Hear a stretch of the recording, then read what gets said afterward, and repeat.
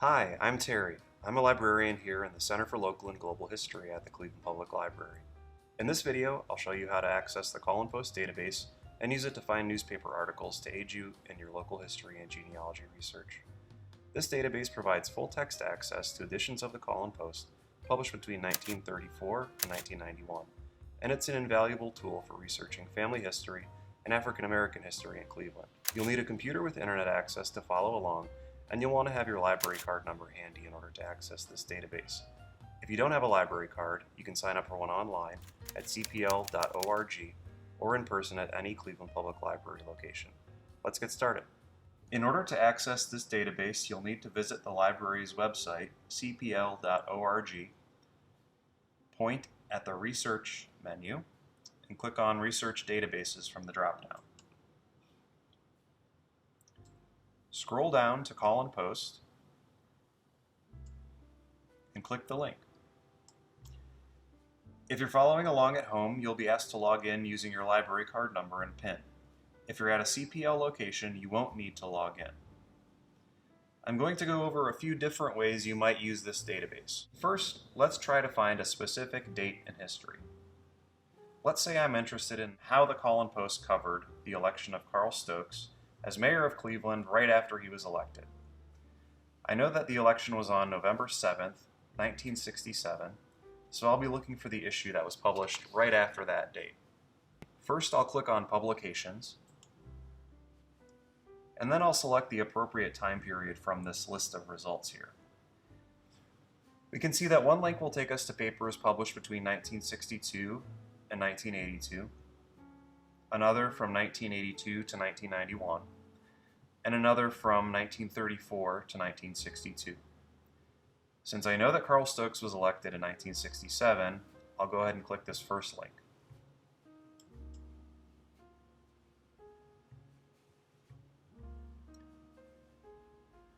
Underneath Choose an Issue to View, I can use the drop-down menus to find the correct date. So I'll select 1967, November. I know that Stokes won the election on November 7th, 1967, so I'll select the issue that was published right after that date, in this case, November 11th, 1967. Since the Call and Post was a weekly, you'll only see one issue per week.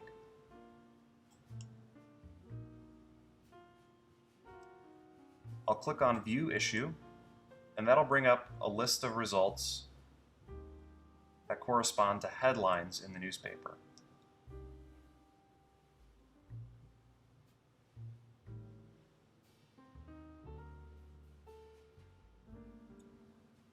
I'll scroll down the list until I see a headline about Stokes, and I'll click on the headline.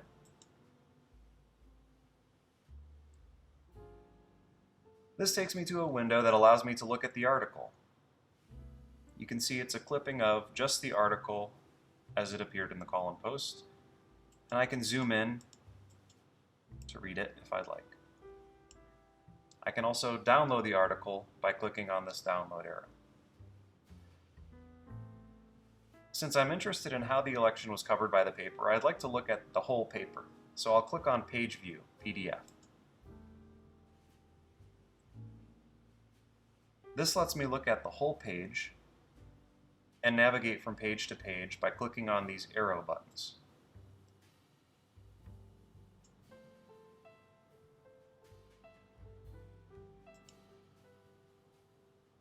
I want to save this page, so I'll click the download arrow and name my file.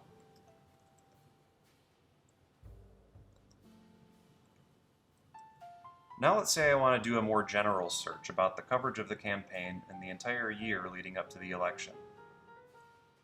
I'll click on Advanced Search and enter the search term Stokes and limit my dates of publication to a specific date range. In this case, I'll limit it starting with July 1st, 1967, and ending on November 7th, 1967. and then I'll click Search. You can see that in that time period there were 342 mentions of Stokes. So this should give you an idea of what a useful tool this is for researching events in Cleveland history. I'll go ahead and click on one of these results.